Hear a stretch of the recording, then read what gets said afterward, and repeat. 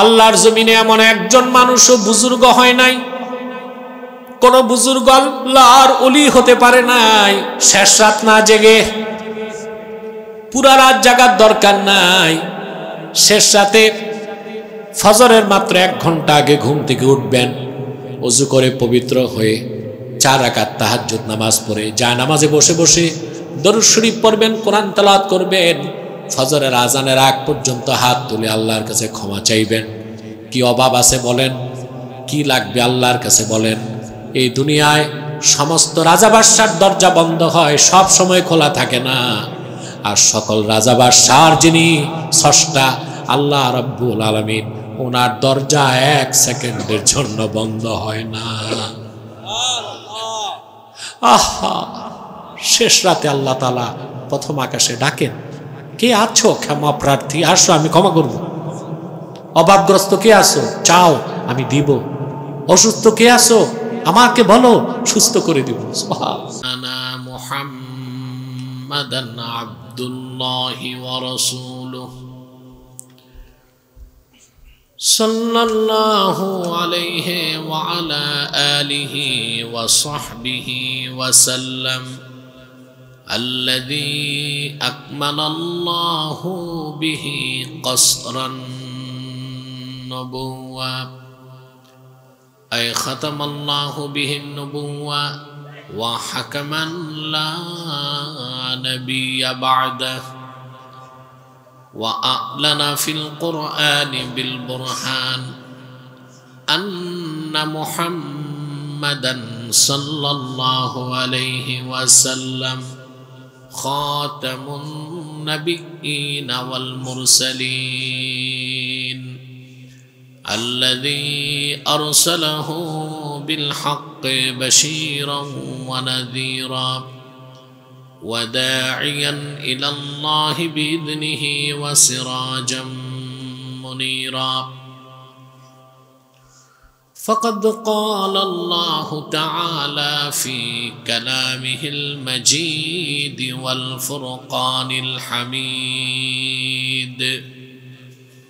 أعوذ بالله من الشيطان الرجيم بسم الله الرحمن الرحيم الذين يقولون ربنا إننا آمنا فاغفر لنا ذنوبنا وقنا عذاب النار الصابرين والصادقين والقانتين والمنفقين والمستغفرين بالأسحار صدق الله العظيم وصدق رسوله النبي الكريم ونحن على ذلك من الشاهدين والشاكرين والحمد لله رب العالمين إن الله وملائكته يصلون على النبي يا أيها الذين آمنوا صلوا عليه وسلموا تسليما اللهم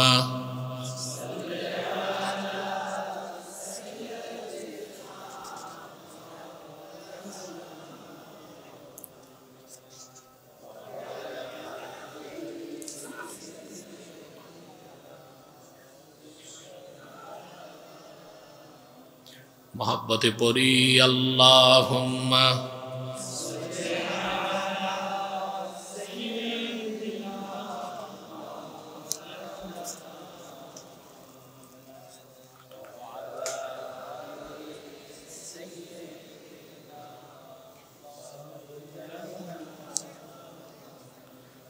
فهو الذي تم معناه وسورته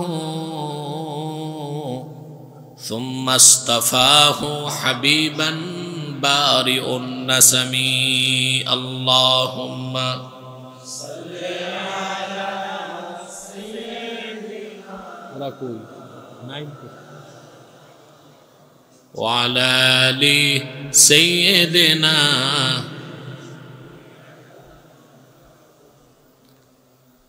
هو الحبيب الذي ترجى شفاعته لكل حول من الأحوال مقتحم اللهم horn চলে পিছনে পিছনে হর্ন চলে হর্ন চলতে হবে وعلى آل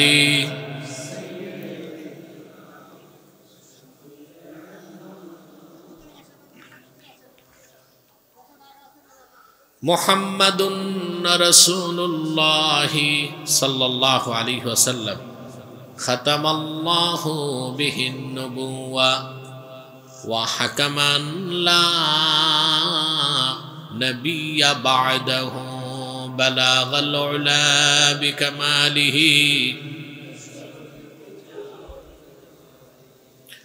حسنت جميع خصاله তাহরিকে খাতমে নবুয়ত বাংলাদেশ বালিয়াকান্দি উপজেলা শাখা ও হোলাইল গ্রামবাসীর উদ্যোগে আয়োজিত আজকের চতুর্থ বার্ষিক তাফসীর ও কোরআন মাহফিলের সম্মানিত সভাপতি জনাব ইনতাজ উদ্দিন খান,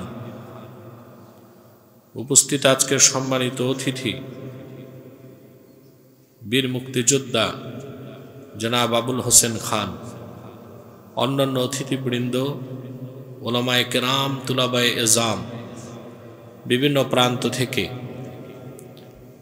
রাতের বেলা আজকের মাহফিলে যারা উপস্থিত হয়েছেন স্বেচ্ছায় সানন্দে স্বতঃস্ফূর্তভাবে মনের আনন্দে, তাদের সকলকে আমার পক্ষ থেকে হৃদয় রিংড়ানো ভালোবাসা, শুভেচ্ছা এবং অভিনন্দন জ্ঞাপন করছি। সবটুকুন শুকরিয়া আল্লাহ তাআলার জন্যে, যিনি আমাদেরকে দেশের এই চরম ক্রান্তিকালে ফিতনার সবচেয়ে উত্তপ্ত মুহূর্তে আল্লাহ তাআলা তার দ্বীনের ফিকির করার জন্য আমাদের এখানে একত্রিত করেছেন। সেজন্য আসুন আমরা সকলে একবার অবনত চিত্তে হৃদয়ের আবেগ উজাড় করে বলি আলহামদুলিল্লাহ।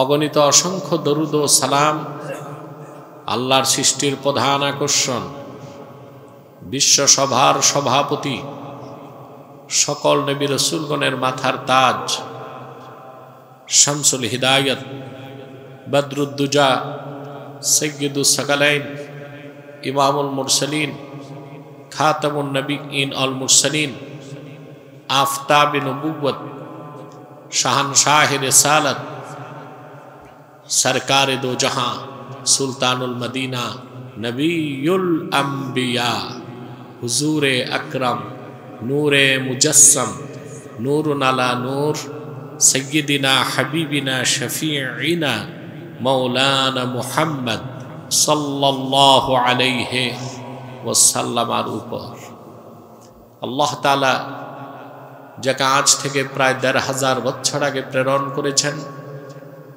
সর্বশ্রেষ্ঠ সর্বশেষ নবী ও রাসূল হিসেবে, যার পরে আজ পর্যন্ত পৃথিবীতে অবশ্যই কোনো প্রকার নবী কিংবা রাসূল অবশ্যই আসে নাই, অবশ্যই এখনো নাই, অবশ্যই কিয়ামত পর্যন্ত আসবে না। সম্মানিত সুধী, আপনারা দীর্ঘক্ষণ বক্তব্য শুনেছেন। বিশেষ করে আমার আগে শাহ গাজী আবু তালহা মুস্তাইন বিল্লাহ সাহেব দারিয়াপুরের পীর সাহেব বক্তব্য রাখছিলেন। আলহামদুলিল্লাহ বলেন, আলহামদুলিল্লাহ। আপনারা কিছু তাসাদ্দুক দানও করেছেন, আলহামদুলিল্লাহ। বান্দা কোনো ভালো কাজ করতে পারে না আল্লাহ যদি তৌফিক না দেন, ঠিক না? আল্লাহ আপনাদের সুযোগ দিয়েছেন, আসতে পেরেছেন। প্রিয় বন্ধুগণ, আজকে সূরা আলে ইমরান থেকে দুটো আয়াত আমি তেলাওয়াত করেছি। এই দুটো আয়াতে আল্লাহ তাআলা যে মেসেজ দিয়েছেন তা গ্রহণের মাধ্যমে আল্লাহর হাবিবের যে কোনো উম্মত আল্লাহ তাআলার টপ ক্লাসের ওলি হয়ে যেতে পারে। এর কি জানাতেন কথা বলেন? সুবহানাল্লাহি বিহামদি। আপনারা রাজবাড়ির মানুষ, ওলি ভক্ত, কিন্তু নিজেরা ওলি হবার চেষ্টা করেন না, চেষ্টা করে না। ওলিদের ভক্তি করে, কিন্তু ওলি হবার চেষ্টা কম করে। আমরা আজকে শিখবো আল্লাহ কিভাবে তার প্রিয় বান্দা হিসেবে আমাদের কবুল করবেন, কি করলে এই কথাগুলো শুনবো ইনশাআল্লাহ। ভূমিকাতে একটি কথা বলবো। সাউন্ডের এই অবস্থা কেন? পিছনে হরেন চলে না? তোমরা এই মাইকগুলো কি ফিরিয়ে আনো নাকি? আমি যে মেন রোডে একটা গেট করছে দেখছেন আপনারা, ওখানে একটা হরেন নেই। জিপিআরএসে দেখি আমি 800 মিটারেরও কাছে কোনো আওয়াজ নাই। তো এটা কি অবস্থা? মাইক দেখে শুনে রাখতে হয় না? ক্যাম্পাসের মাইক কি মাহফিলে চলে? পিছনে হরেন চলতে হবে দুটো, আওয়াজ লাগবে, ওটা ঝুলায় রাখলে হবে না, ওটা কানেক্ট করতে হবে, আওয়াজ লাগবে, ইকো লাগবে না। আমার খুব বেশি আওয়াজ দরকার নাই, পরিষ্কার আওয়াজ দরকার। প্রিয় বন্ধুগণ, এই যে আপনারা এসেছেন এখানে, আসার পেছনে সামাজিক, আর্থিক, রাজনৈতিক কোনো স্বার্থ আছে? বাংলাদেশে কিছু মানুষ আছে, বিড়াল যেমন সব জায়গায় শুটকি খোঁজে, এরা সব জায়গায় রাজনীতি খোঁজে, তাও আবার প্রচলিত রাজনীতি। অবশ্য খেলাফত ভিন্ন জিনিস। ইসলামী রাষ্ট্র ব্যবস্থা যেটা খেলাফা, ওটা তো ইবাদত, সেটার কথা বলছি না, প্রচলিত রাজনীতির কথা বলছি। তা আমরা এখানে এসেছি, আসার পেছনে পার্থিব, জাগতিক, রাজনৈতিক কোনো স্বার্থ, শুধু আল্লাহ তার হাবিবের রেজামন্দি হাসিল করতে এসেছি। আমাদের প্রত্যেককে আল্লাহ তাআলা এ মাহফিলে আসার সাথে সাথেই তালিবুল ইলমের মর্যাদা দান করেছেন। মুনাজাতের আগ পর্যন্ত, বাড়ি ফিরে যাবার আগ পর্যন্ত আমাদের জন্য দোয়া চলতে থাকবে, আকাশে, জমিনে, নদী আর সমুদ্রে। ফেরেশতারা দোয়া করবে, আল্লাহ এদেরকে মাফ করে দাও। একটু পরে যখন বিদায় মুনাজাত করব, জিন্দেগীর সমস্ত সগীরা গুনাহ আল্লাহ মাফ করবেন। আর মুনাজাতে যদি তওবাটা করতে পারি তো কবিরা গুনাহ মাফ করে দিব। আমরা খুশি সবাই? বেজার শুধু শয়তান। কে বেজার? শয়তান বেজার, শয়তানের চেলা চামুন্ডারাও বেজার। এখন শয়তানের একটা প্রজেক্ট আছে, কিছু মানুষকে মুনাজাতের আগে উঠাতে চাইবে, আর কিছু মানুষকে বসতে দিবে না। আমরা কি শয়তানকে সুযোগ দিব? নেক নিয়ত করব? আমরা নেক নিয়ত করছি, কিছুক্ষণ পরে আজকের মুনাজাত করে গুনাহ মাফ করে নিষ্পাপ বেহেশতি আল্লাহওয়ালা হয়ে বাড়ি যেতে চাই। কারা কারা হাত তুলে আল্লাহ তাআলা আল্লাহ কবুল করুন, আল্লাহ মঞ্জুর। যা দাঁড়ায় আছেন, আমি জানি না আপনারা খান বাহাদুর আহসানুল্লাহর নাতিপুতি কিনা, তবে আপনাদের ঘোড়া রোগ আছে। ঘোড়া বসতে পারে না, দাঁড়ায় ঘুমায়। এই রোগ যাদের, তারা বসবে কেমন করবে? এই রোগ ছাড়া যারা আছে, একটা লোকও দাঁড়াবেন না। বসলে যে বরকত, এটা দাঁড়ায় পাবেন না। সামনে যান, সামনে চলে যান, সবাই সামনে যান। ওই যে বাম পাশের একটা কোণা, ওইটা পুরা করেন। পিছনে যান, আরো পিছনে, আরো পিছনে, আরো পিছনে। আমাকে আর ডিস্টার্ব করবেন না বলে আমি আশা করি। তিলাওয়াতের মাধ্যমে মূল আলোচনায় প্রবেশ করছি। আমার সঙ্গে আপনারাও পড়বেন, যেন প্রতিটি অক্ষরের নূরকে আল্লাহ তাআলা আমাদের সিনায় বিকশিত করে দেন। أعوذ بالله من الشيطان الرجيم بسم الله الرحمن الرحيم الذين يقولون ربنا إننا آمنا فاغفر لنا ذنوبنا وقنا عذاب النار الصابرين والصادقين والقانتين والمنفقين والمستغفرين بالأسحار আল্লাহ তাআলা বলেন আল্লাযীনা ইয়াকুলুনা রাব্বানা, যারা বলে হে আমাদের রব, ইন্নানা আমান্না, আমরা ঈমান এনেছি, ফাগফির লানা যুনুবানা, আমাদের জীবনের সব গুনাহ মাফ করে দাও, ওয়াকিনা আযাবান নার, আমাদেরকে জাহান্নামের আগুন থেকে বাঁচাও। এই মানুষগুলোর চরিত্র কি, বৈশিষ্ট্য কি, গুণাবলী কি আল্লাহ বলতেছেন।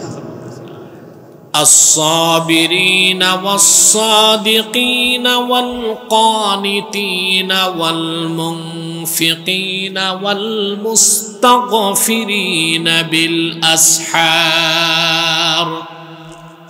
যারা ধৈর্যশীল, সুবহান, সাদিকিন সত্যবাদী, কানিতিন বিনয়ী, ওয়াল মুনফিকিন আল্লাহর পথে খরচ করে, ওয়াল মুস্তাগফিরিনা বিল আসহার শেষ সাথে যারা আল্লাহর কাছে আত্মসমর্পণ করে, ক্ষমা চায়, কান্নাকাটি করে। সুবহান। না, এইভাবে মোবাইল ধরা যাবে না, ওখান থেকে ধরতে হবে, বন্ধ করো। এই গুণাবলীগুলো যারা অর্জন করবে তাদের প্রত্যেকেই আল্লাহর প্রিয় পাত্র ওলি হিসেবে মর্যাদা পাবে, দুনিয়ায় নাজাত পাবে, আখেরাতে। বলেন সুবহানাল্লাহ। আমরা কি গুণগুলো অর্জন করতে চাই? কথা বলেন।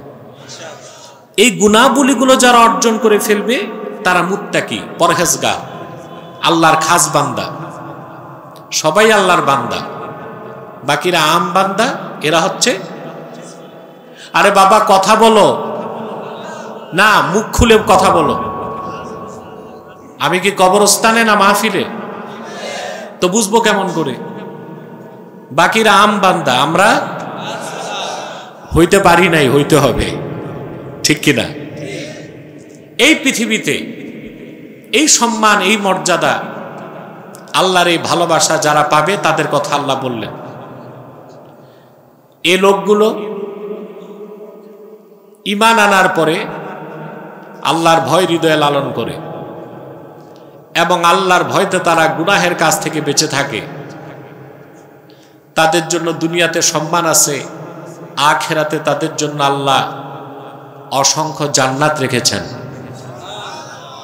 যে কথাটি আগের আয়াতে আল্লাহ তাআলা বলেন, কুল আউনাব্বিউকুম বিখাইরিম মিন যালিকুম লিল্লাযীনা ইত্তাকাউ ইনদা রাব্বিহিম জান্নাতুন তাজরি মিন তাহতিহাল আনহারু খালিদিনা ফিহা ওয়া আজওয়াজুম মুতাহহারাতুন ওয়া রিদওয়ানুম মিনাল্লাহ। তো আল্লাহ তাআলা বলেন, প্রিয় হাবিব মুহাম্মদ সাল্লাল্লাহু আলাইহি ওয়াসাল্লাম, আপনি বলুন, আউনাব্বিউকুম বিখাইরিম মিন যালিকুম, এই পৃথিবীর যত সহায় সম্পদ আছে, আছে না? কথা বলেন। যেগুলোর জন্য মানুষ সংসার করে, বিয়ে করে, রাজনীতি করে, কাজ কারবার করে, জগৎ সাজাইছে, কিছু জিনিস আছে কিনা? জিনিসগুলো কি আল্লাহ এর আগের আয়াতে আবার বলছেন, যুইনা লিন-নাসি হুব্বুশ শাহাওয়াতি মিনান নিসাই ওয়াল বানিনা ওয়াল কানাতিরিল মুকান্তারাতি মিনাদ-যাহাবি ওয়াল ফিদ্দাতি ওয়াল খাইলিল মুসাওয়ামাতি ওয়াল আনআমি ওয়াল হারথ যালিকা মাতাউল হায়াতিদ দুনিয়া ওয়াল্লাহু ইনদাহু হুসনুল মাআব। এই পৃথিবীটা সাজানো হয়েছে, যদি সাজানো না হইতো কেউ চাকরি করতো না, ব্যবসা করতো না, বিয়ে করতো না, সন্তান পালতো না, আমাদের অবস্থা হয়তো গাছপালার মতো। আল্লাহ বলেন যুইনা লিন-নাসি হুব্বুশ শাহওয়াতি মিনান নিসা, মানুষের জন্য সুশোভিত করা হয়েছে, চিত্তাকর্ষক করা হয়েছে নারীর প্রতি ভালোবাসা। এটা খুব ভালো লাগছে শুনতে, না? কথা বলেন, নারীর প্রতি ভালোবাসা, সন্তানদের প্রতি আকর্ষণ, কারি কারি সোনা রূপা, কারি কারি। এই পৃথিবীতে যা দেখেন আপনি, টাকা, ডলার, পাউন্ড, এগুলো কিচ্ছু না, কাগজ। আসল সম্পদ হচ্ছে সোনার রূপা। আসল সম্পদ কি? সোনার রূপা। টাকা তো কাগজ, টাকা কি? আপনার হঠাৎ দেখছেন স্বর্ণের দাম বেড়ে গেছে, 2 লাখ টাকা ভরি হয়েছিল কিনা? এটার কারণ জানেন? পৃথিবীতে যারা যুক্তরাষ্ট্রের বিপক্ষে, যুক্তরাষ্ট্র হচ্ছে বিশ্ব প্রতারক, ওর কাজই হচ্ছে লুটেপুটে খাওয়া, সন্ত্রাস করা, যুদ্ধ লাগানো, অস্ত্র বিক্রি করা। তার ভাওতাবাজির মূল হচ্ছে ডলার। কি? ডলার। ডলার ছাপাইতে তার সম্পদ লাগে না, মন মতো ছাপাইতে পারে। এখন যারা বিচক্ষণ পৃথিবীতে, তারা আবার একটা জোট করছে যে না, ডলারকে ফেলতে হবে। এটাকে বলা হয় ডি ডলারাইজেশন। কি বলা হয়? ডি ডলারাইজেশন, অর্থাৎ ডলারকে নিষ্ক্রিয় করতে হবে। ডলারকে নিষ্ক্রিয় করার সবচেয়ে বড় অস্ত্র হচ্ছে স্বর্ণ। তো অন্যান্য দেশ যেমন রাশিয়া, চায়না স্বর্ণ জমা করা শুরু করছে। চায়না এ পর্যন্ত 2300 টন স্বর্ণ জমা করে ফেলছে। তার টার্গেট 2030 সালে 5000 টন স্বর্ণ জমা করবে। আর এর চেয়ে বেশি স্বর্ণ হচ্ছে আমেরিকার। কথা বুঝতে পারছেন? তা আসল সম্পদ কি? টাকা, ডলার, রুপিয়া, সোনা রূপা। এই জন্য আল্লাহ বলেছেন এই পৃথিবীতে সুশোভিত করা হয়েছে নারীর প্রতি আকর্ষণ, সন্তানদের ভালোবাসা। সুবহানাল্লাহ। কারি কারি সোনা রূপা, নির্বাচিত ঘোড়া, গৃহপালিত পশু আর কৃষি, এই সব কিছুকে মানুষের জন্য সুশোভিত করা হয়েছে, চিত্তাকর্ষক করা হয়েছে। এগুলোর জন্যই মানুষ কেউ ব্যবসা করে, কেউ চাকরি করে, কেউ চাষাবাদ করে, বিয়ে করে, সন্তান বা উৎপাদন করে, জগৎটাকে ধরে রাখছে। এগুলো হচ্ছে উপাদান। এগুলো কি উপাদান? কিন্তু এই সব কিছু যে আখেরাতের হিসেবে কিছুই না, ওইটা আল্লাহ সামনে বলতেছেন। কুল আউনাব্বিউকুম বিখাইরিম মিন যালিকুম লিল্লাযীনা তাকাও। প্রিয় হাবিব মুহাম্মদ সাল্লাল্লাহু আলাইহি ওয়াসাল্লাম, আপনি মানব জাতিকে বলুন, আমি কি সব সম্পদের চেয়ে উত্তম যে বিষয় সেটা তোমাদের বলবো নাকি? শোনো, তাদের জন্যে যারা তাদের রবকে ভয় পায়। সুবহানাল্লাহ। এই ভয় পাওয়ার অর্থ হচ্ছে নারী, বাড়ি, সোনা রূপা, সন্তান সন্ততি সবার লাগবে। এটা কাফেরেরও লাগে, মুসলমানেরও লাগে। পার্থক্য এক জায়গায়। পার্থক্য, এ মনে সব ঘুমায় নাকি? এ তো ঘুমে আছে। आलम नौम में चले गए मौली साहब, डट के बैठिए। উনি ইতিমধ্যে ঘুমের জগতে চলে গেছে। ভালো মতো একদম শটান বসেন। ঘুমের সময় ঘুমটা মজা লাগে, কি বলেন আপনারা? একজন খেতে বসলে আরেকজনের খেতে মন চায়, তো একজন ঘুমাইলে আরেকজনের। এজন স্টেজে যারা বসবে এদের ঘুমানো যাবে না, একেবারেই শটান বসতে হবে। প্রিয় বন্ধুগণ,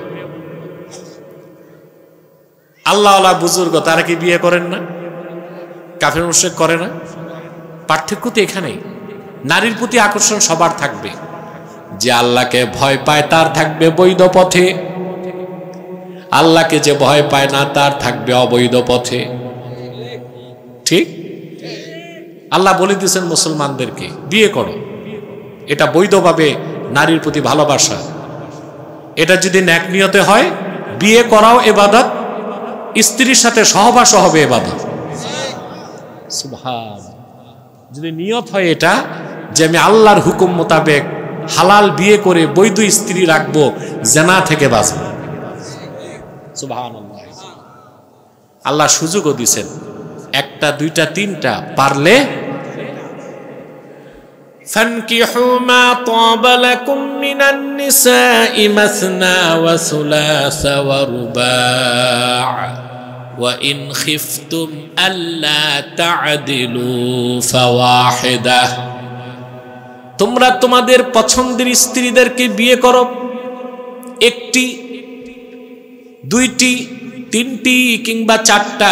শর্ত হচ্ছে সক্ষমতা লাগবে, ইনসাফ লাগবে। শুধু বিয়ে করলেই হবে না। আপনার তো বিয়ে করার মানে বাংলাদেশে 203-এর ঘর, এটা মোটামুটি ডেলি একরকম একটা ঝড় তুফান থাকে নাকি? ভুক্তভোগীরা ঠিক মতোই ঠিকটা বলতেছেন।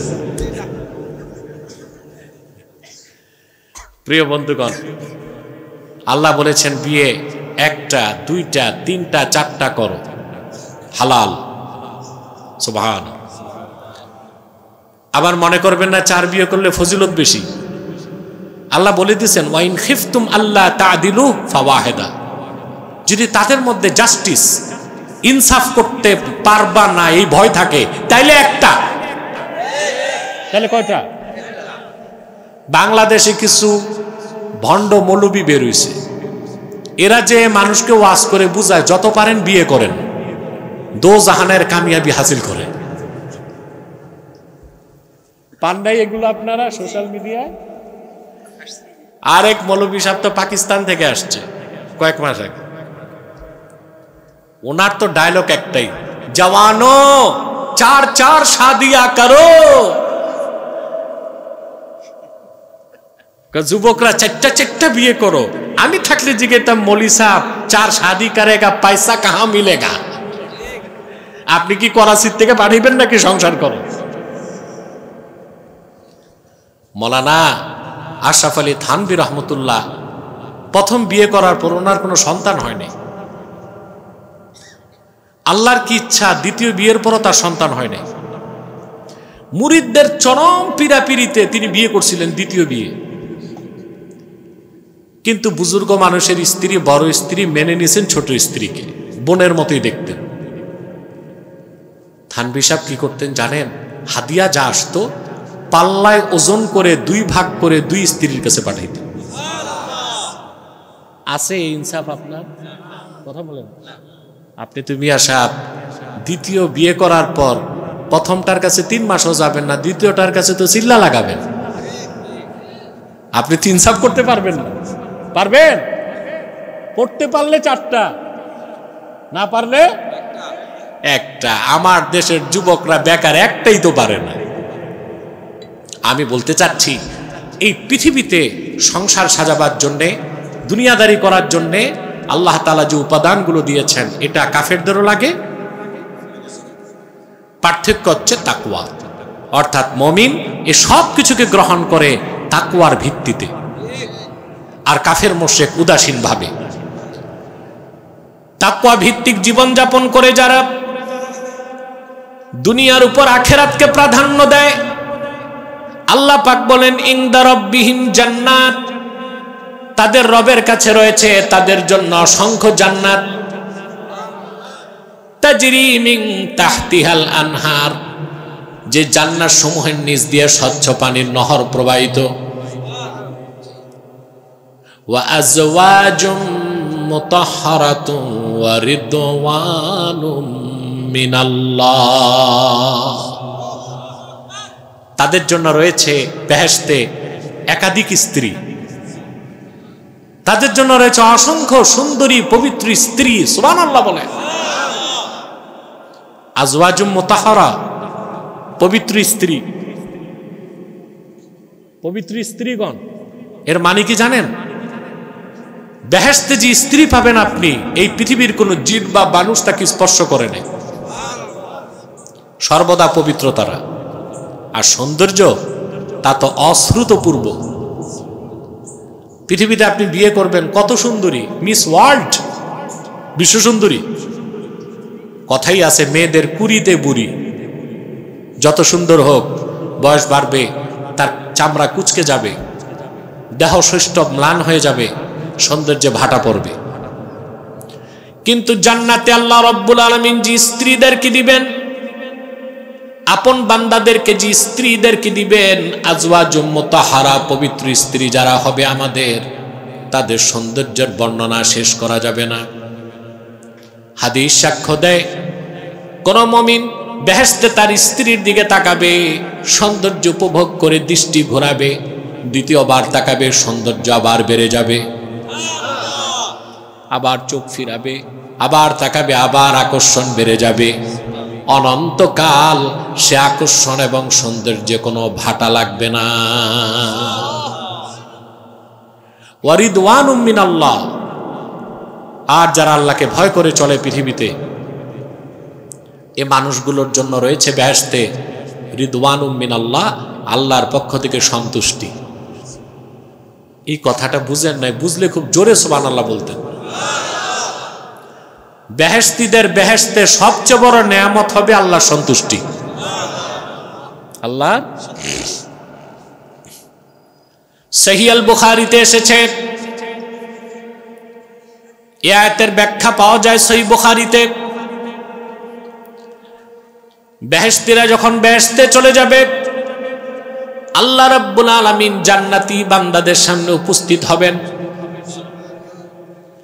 আল্লাহ বলবেন, আমার প্রিয় বান্দারা, তোমরা আমার উপর রাজি আছো নাকি, সন্তুষ্ট আছো নাকি?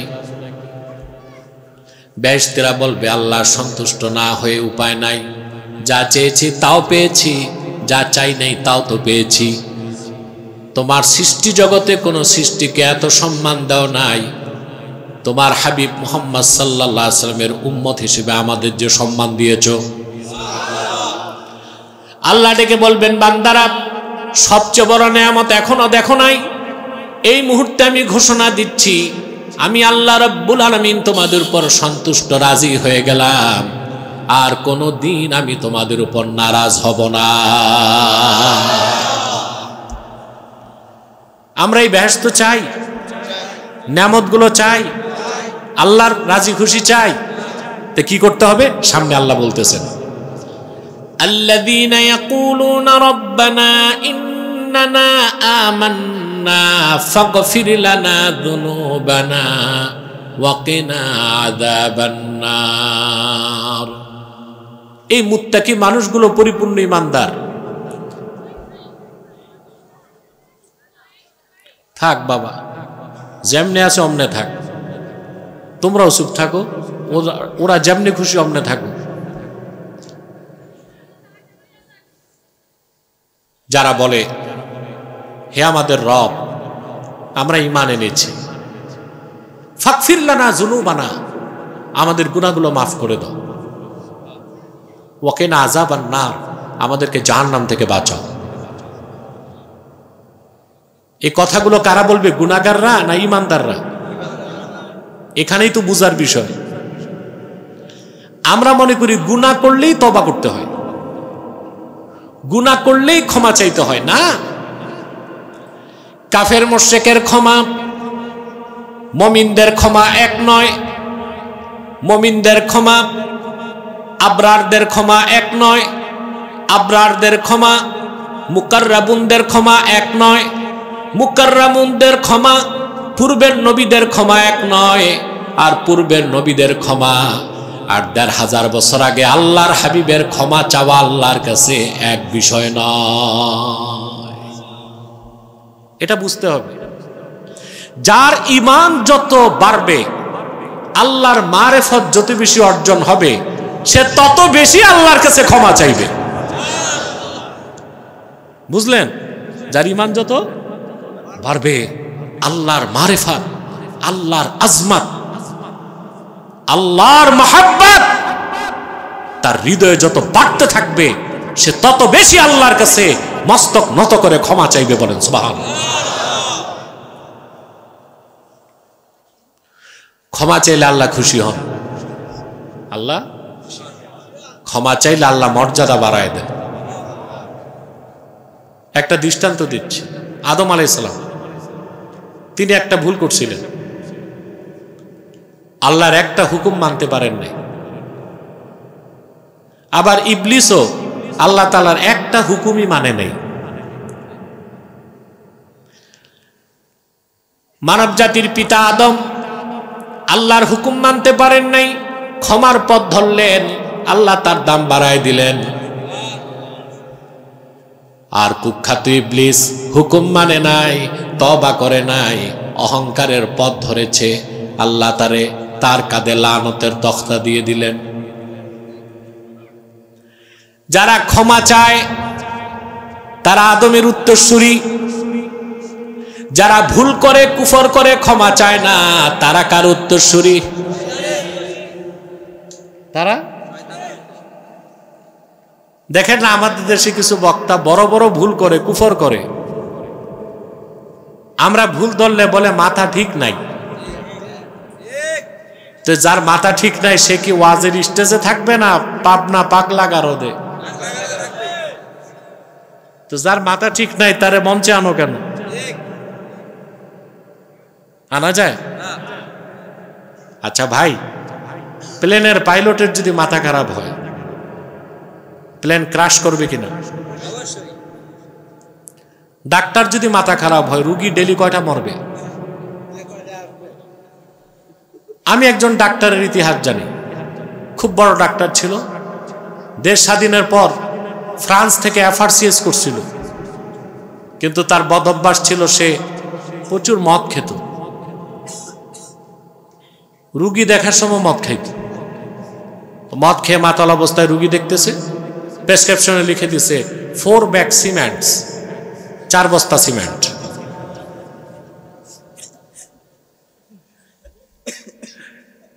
মাথা তো ঠিক নাই। এখন এই লোক প্রেসক্রিপশন নিয়ে ফার্মাসিস্টদের কাছে যায়, ওরা কই এই ওষুধের নাম জীবনে শুনি না, ডাক্তার সিমেন্ট লেখছে কেন? আবার রুগী দৌড়ে আসছে, এসে বলতেছে কম্পাউন্ডারকে, স্যার কি ওষুধ লিখছে, কোন ফার্মেসিতেই নাই। কম্পাউন্ডার বুঝে গেছে স্যার কামটা কি করছে, প্রেসক্রিপশন ছিঁড়ে ভিতরে গেছে।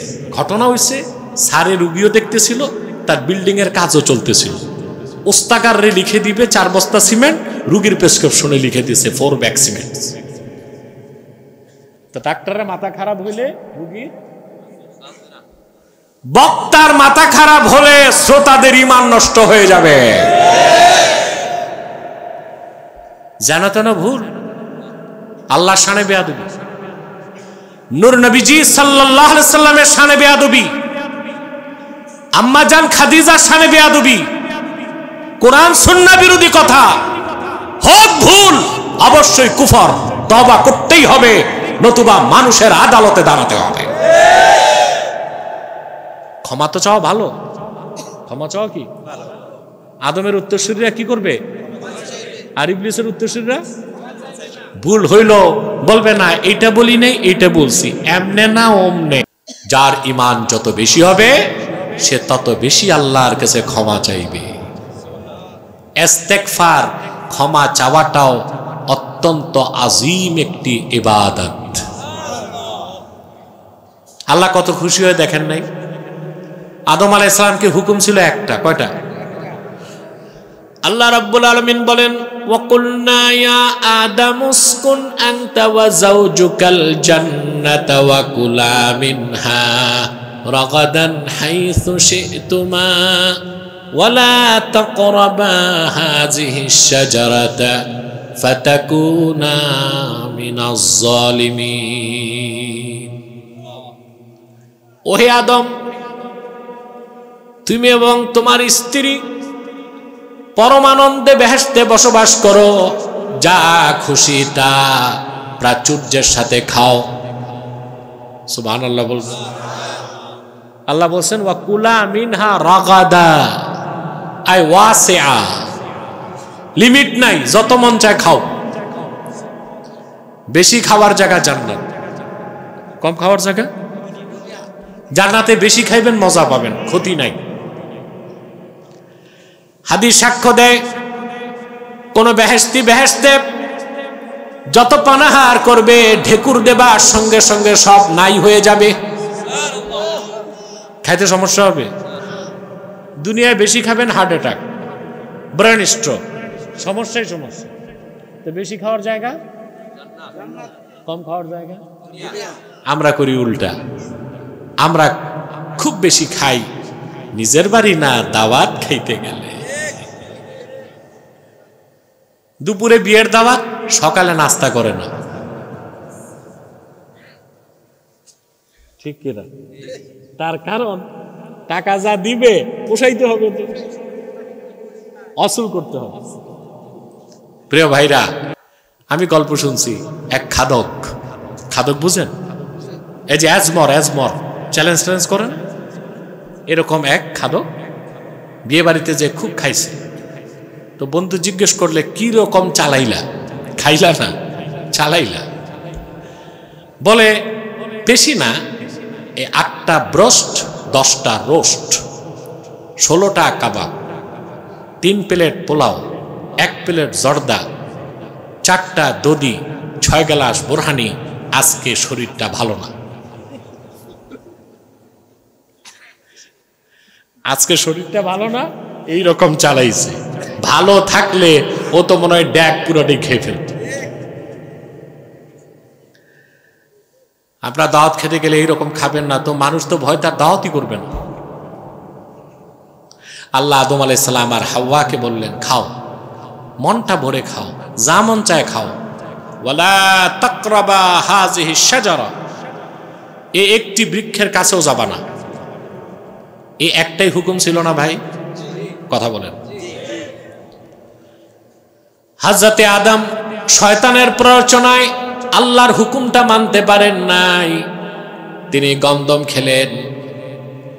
আল্লাহ নারাজ হয়ে গেলেন, জান্নাত থেকে তারে বহিষ্কার করলেন। তাকে তার স্ত্রী হাওয়া, দুজনকে আল্লাহ জান্নাত থেকে বহিষ্কার করলেন। চলে আসলেন দুনিয়ায়। খাতিব কাস্তালানি বলেন একটি বর্ণনায় 360 বছর, আরেক বর্ণনায় 460 বছর, আরেক বর্ণনায় 600 বছরেরও বেশি। আল্লাহর পয়গম্বর আদম আল্লাহর কাছে ক্ষমা চেয়েছে, কোনো জবাব পায় নাই। এমনকি ইমাম খাজেন তাফসীর খাজেনে লেখেন ওয়ালা ইয়ারফা রাসাহু ইলাস সামা, হযরতে আদম দুনিয়া আসার পর 1 বছর 2 বছর নয়, 300 বছর আকাশের দিকে তাকান নাই। এত অনুতপ্ত হয়েছেন। কয়শো বছর আকাশ দেখেন না, মাটির দিকে দৃষ্টিছে, কিন্তু তওবা কবুল হয় না। হঠাৎ আদমের মনে পড়ল বেহেশতের কথা।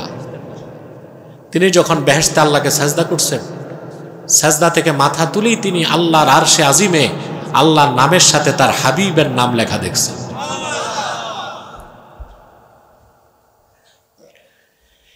এ ব্যাপারে অনেক রাওয়ায়াত এসেছে, সহিহ সনদে, মোজাম তাবারানিতে এসেছে, খাসায়েস কুবরাতে এসেছে, মুস্তাদরাক আলা সহিহাইনে এসেছে, মাওয়াহিবুল লাদুনিয়াতে এসেছে, শারহে মাওয়াহিবে এসেছে। হাদিসগুলো সহিহ সনদে এসেছে। সহিহ সনদেরটাই বলছি। বদরুদ্দিন আইনি একটা রাওয়ায়াত মুস্তাদরাক আলা সহিহাইন থেকে হাদিসটি তিনি উমদাতুল কারিতে এনেছেন। ইন্না আদামা রাআ ইসমা মুহাম্মাদিন সাল্লাল্লাহু আলাইহি ওয়াসাল্লামা মাকতুবান ফিল আরশ। হযরতে আদম জান্নাতে সাজদা থেকে মাথা তুলে আল্লাহর আরশে আজিমে দেখেন আল্লাহর নামের সঙ্গে তার হাবিব মুহাম্মদ সাল্লাল্লাহু আলাইহি ওয়াসাল্লামের নাম লেখা আছে। দুনিয়াতে মনে পড়ছে আল্লাহর হাবিবের কথা। হাত তুলে তিনি আল্লাহর কাছে তওবা করে বললেন, আল্লাহ, আমি যেহেতু ভুল করে ফেলেছি ক্ষমা চাই, মুহাম্মদ সাল্লাল্লাহু আলাইহি সাল্লামের ওসিলায় মাফ করে দাও। শত শত বছর কোনো জবাব আসে নাই। এবার আল্লাহর কাছ থেকে আওয়াজ আসলো, কাইফা আরাফতা মুহাম্মাদা, ওরে আদম, মুহাম্মদ সাল্লাল্লাহু আলাইহি সাল্লামকে কেমন করে চিনতে পারলা? আমি তো ওনাকে এখনো দুনিয়ায় পাঠাই নাই। হযরত আদম বললেন, আল্লাহ, সাজদা থেকে মাথা তুলে তোমার আরশে আজিমে যখন তাকালাম, তোমার নামের সঙ্গে তোমার হাবিবের নাম লেখা দেখেছি। আমি বুঝতে পেরেছি তোমার সবচেয়ে প্রিয় তোমার হাবিব মুহাম্মদ সাল্লাল্লাহু আলাইহি ওয়াসাল্লাম। আল্লাহ বললেন, ঠিকই বলেছ আদম, আমার সবচেয়ে প্রিয় আমার হাবিব মুহাম্মদ সাল্লাল্লাহু আলাইহি ওয়াসাল্লাম, যেহেতু ওনার ওসিলা ধরেছ, আমি আল্লাহ তোমারে ক্ষমা করে দিলাম, তোমার সব অপরাধ মাফ করে দিলাম। শুধু কি তাই, আব্দুল্লাহ আদমকে আল্লাহ নবিউল্লাহ খলিফাতুল্লাহ বানায় দিলেন। দাম বাড়ছে, ক্ষমার পথে দাম বাড়ছে। অপরদিকে ইবলিস কটা ভুল করছিল? একটা। আল্লাহ পাক বলেছেন, উসজুদু লি আদামা ফাসাজাদু ইল্লা ইবলিস। ফেরেশতাদেরকে বললেন আদমকে সাজদা করো, সবাই করলো, শুধু করলো না ইবলিস। কে করলো না? ইবলিস ক্ষমা চাইল না। আল্লাহ পাক বলেন, আবা ওয়াস্তাকবারা ওয়া কানা মিনাল কাফিরিন। অস্বীকার করলো,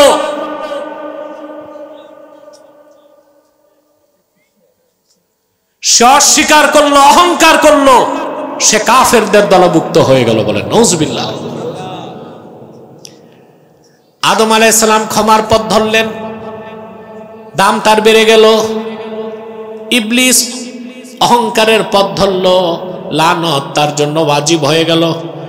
ঠিক না? সেজন্য বলি ভাইরা, যার ঈমান যত বেশি হবে, আল্লাহর মারিফত যার অন্তরে যত বেশি হবে, সে তত বেশি আমার আল্লাহর কাছে ক্ষমা চাইবে। সেজন্যই তো হাদিস সাক্ষ্য দেয়, আল্লাহর আখিরি নবী আমার নূর নবীজি মুহাম্মদ মুস্তাফা সাল্লাল্লাহু আলাইহি ওয়াসাল্লাম, যার ওসিলায় আদমকে সৃষ্টি করা হলো, যার খাতিরে আরশ কুরসি লৌহ কলম, যার কোনো গুনাহ ছিল না, তিনি বলেছেন, ইন্নী লা আস্তাগফিরুল্লাহ ফি কুল্লি ইয়াউমিন ৭০ মাররা ওয়া ফি রিওয়ায়াতিন ১০০ মাররা। আল্লাহর হাবিব বলেছেন, আমি নিজে প্রতিদিন ৭০ বার আল্লাহর কাছে ক্ষমা চাই। অন্য বর্ণনায় ১০০ বার। কেন? ওই যে জবাব একটাই, যার ঈমান যত বেশি হবে, ইয়াকিন যত মজবুত হবে, আল্লাহর মারিফত যত বেশি হবে, তত বেশি সে আল্লাহর কাছে ক্ষমা চাইবে। বলেন সুবহানাল্লাহ। ঠিক না? পূর্বের সমস্ত পয়গম্বরের ঈমান এক পাল্লায় দিলেও আল্লাহর হাবিব মুহাম্মদ সাল্লাল্লাহু আলাইহি ওয়াসাল্লামের ঈমানের ওজন বেশি ছিল। এই জন্য উনি আল্লাহর কাছে বেশি ক্ষমা চাইতেন। সুবহানাল্লাহ বলতেন। অনেক ভণ্ডরা এই কথা বুঝে নাই, এই কথা বুঝে নাই। কিছু ভণ্ড আছে যারা ইসমতে আম্বিয়া, নবীগণ নিষ্পাপ ছিলেন এটা মানে না। এটা একটা কুফরি মতবাদ। আল আম্বিয়াউ মুনাজ্জাহুনা মিনাল কাবাইরি ওয়াস সাগায়ের। সমস্ত পয়গম্বরগণ আল্লাহর পক্ষ থেকে যারা এসেছিলেন, কবিরা সগীরা গুনাহ থেকে পবিত্র ছিলেন। তো তারা ক্ষমা চাইতেন কেন? গুনার জন্য। যার ঈমান যত বাড়বে, ইয়াকিন যত বাড়বে, তত সে ক্ষমা চাইবে। সুবহানাল্লাহ। আমার ভাইয়েরা, আল্লাহর হাবিব মুহাম্মদ সাল্লাল্লাহু আলাইহি সাল্লামের কাছে আল্লাহর মারিফত সবচেয়ে বেশি ছিল। সেজন্য তিনি, যার কোনো গুনাহ ছিল না, প্রতিদিন ৭০ বার ক্ষমা চাইতেন। অন্য বর্ণনায় 100 বার। সুবহানাল্লাহ বলবেন না? আল্লাহর আখিরি নবী মুহাম্মদ সাল্লাল্লাহু আলাইহি ওয়াসাল্লামের উম্মতের মধ্যে যারা দুনিয়ায় এসেছে আর আসবে, যত বড় টপকার ওলি চলে গেছে আর সামনে আসবে, আল্লাহর নৈকট্য পাবার জন্য ইস্তেগফার, ক্ষমা, তওবার কোনো বিকল্প তাদের নাই। ক্ষমা চাইতে হবে। কাফের মুশরিকের ক্ষমা আর এই ক্ষমা এক না। এই ক্ষমা আবরারদের ক্ষমা এক না। আবরারদের ক্ষমা মুকাররাবুনদের ক্ষমা এক না। সুবহানাল্লাহ। ক্ষমা চাইবো? কথা বলেন না। আল্লাহর কাছে যত গুনাহ করছেন নিরাশ হবেন না। এমন কোনো গুনাহ নাই যার ক্ষমা নাই। আপনি আল্লাহর কাছে রোনা জারি করবেন, নিষ্পাপ হয়ে যাবেন। যখন নিষ্পাপ হবেন, গুনাহ তো থাকবেই না, আমলনামা সওয়াবে ভরপুর হয়ে যাবে। কোরআনে কারীম আল্লাহ তাআলা ওয়াদা দেন, ইল্লা মান তাবা ওয়া আমানা ওয়া আমিলা আমালান সালিহান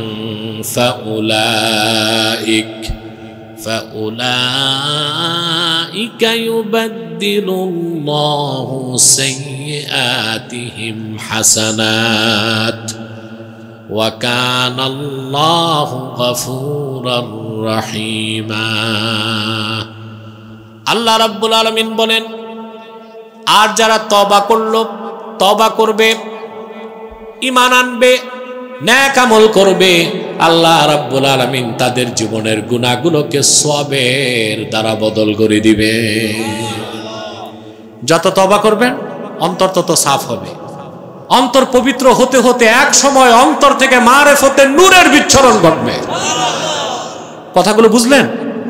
এখন এই রকম ঈমানদার যারা, ওটা মুখে দাবি করলে হবে না, তাদের কিছু গুনাহবলী থাকতে হবে। ওই গুনাহবলীগুলো থাকলেই টপ ক্লাসের মুমিন হওয়া যাবে, উঁচু স্তরের মুত্তাকি হওয়া যাবে, আল্লাহর হাবিব মুহাম্মদ সাল্লাল্লাহু আলাইহি সাল্লামের পেয়ারা উম্মত হওয়া যাবে, আল্লাহর ওলি হওয়া যাবে।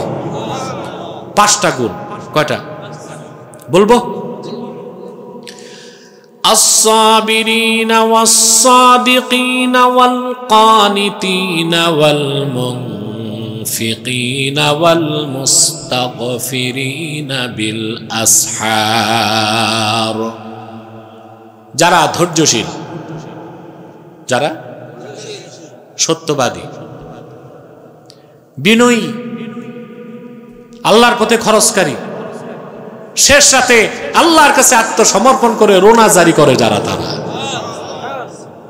আহা মুসলমান, এই 5টা গুণ আনতে পারলে নিজের মধ্যে আপনি মৃত্যুর আগে আল্লাহর ওলির মর্যাদা পাবেন, আর নিঃশ্বাস থেকে সাথে সাথে আল্লাহর জান্নাত পাবেন। শর্ত হচ্ছে ঈমান আনার পরে। ঈমান আনার পরে প্রথম হচ্ছে সাবিরিন। প্রথম কি? আচ্ছা, ওই লোকগুলো কোথায়? আব্দুল মতিন কোথায়? মাদ্রাসার শিক্ষক কই? ছাত্র কই?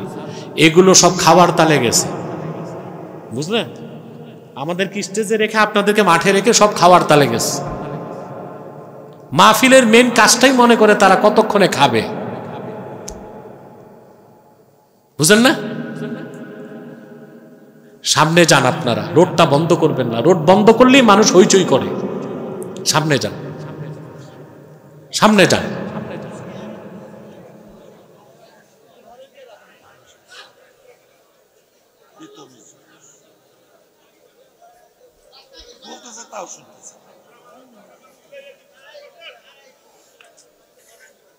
এই মিয়া, তুমি কোথায় যাও? হ্যাঁ, মাথাটাও নাড়ার চেষ্টা করবেন না একটা মানুষ। আজকে একটা মেসেজ নিয়ে আমরা যাব ইনশাল্লাহ। আল্লাহর ওলি হতেই হবে আমাদের। মেম্বার হওয়া কঠিন, চেয়ারম্যান হওয়া কঠিন, এমপি হওয়া আরো কঠিন।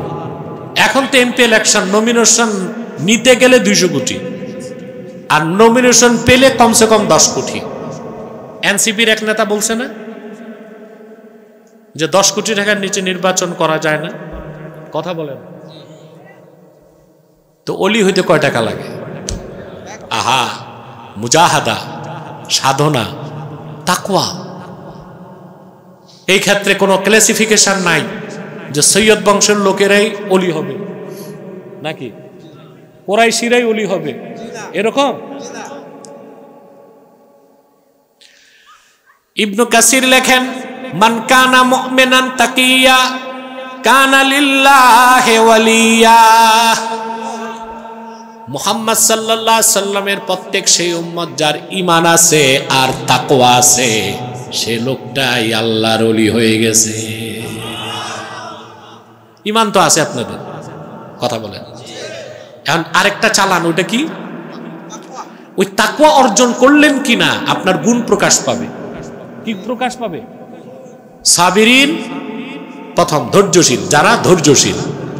সবর, ধৈর্য, এটা যৌতি। সুবহানাল্লাহ।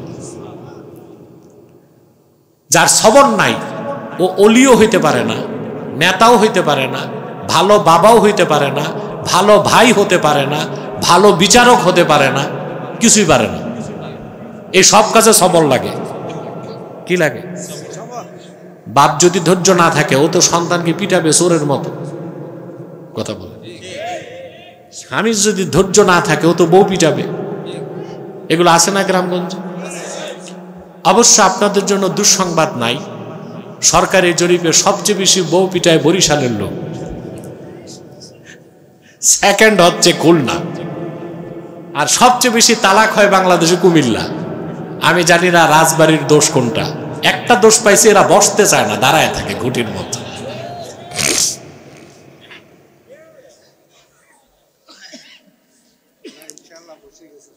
প্রিয় বন্ধুগণ, সাবর, ধৈর্য। মুমিনের অনেক বড় দৌলত হচ্ছে সবর। কিন্তু আমরা অধিকাংশ মুসলমান সবর কি ধৈর্য কি তা বুঝি না। আমরা একটা বুঝি, কেউ চপেটাঘাত করছে গালে, আপনি হাতটা ধরে বললেন ভাই কষ্ট পাইছেন, তার একটা দেন। সবরই একটা না, এটা সবর না, এটা। বিশ্ববরেণ্য মুফাসসির ইমাম বাগাবী সবরের ব্যাখ্যায় লেখেন আস-সাবরু আলা সালাসাতি আনওয়া। সবরের তিনটা প্রকার। প্রথম হচ্ছে সাবরু আলা তাআত, নেকের কাজে, বন্দেগীতে, ইবাদতে ধৈর্য। যার ধৈর্য নাই ও সুন্দর করে নামাজ পড়তে পারে না। যার সবর নাই ও রোজা রাখে না। যার সবর নাই সেই হাজি ভালো মতো হজ করতে পারে না। আস-সাবরু আলা তাআ, সওয়াবের কাজে, নেকির কাজে সবর লাগবে। দেখেন না আপনারা, যাদের ধৈর্য নাই জুমার দিন মসজিদে কাশাকাশি করে। 10 মিনিট ইমাম সাহেব বেশি কথা বলছে, ওর চান্দি গরম। হ্যাঁ, সময় পার হয়ে যাচ্ছে ইমাম সাহেব। ভাবসাব ব্যস্ততা এরকম যে মসজিদ থেকে বের হয়ে প্লেনে সিঁড়িতে উঠবে। দেখা গেছে না বিয়ে বাড়িতে যায় থালবাটি নিয়ে বসে আছে, কিন্তু সবর মসজিদে নাই। মসজিদে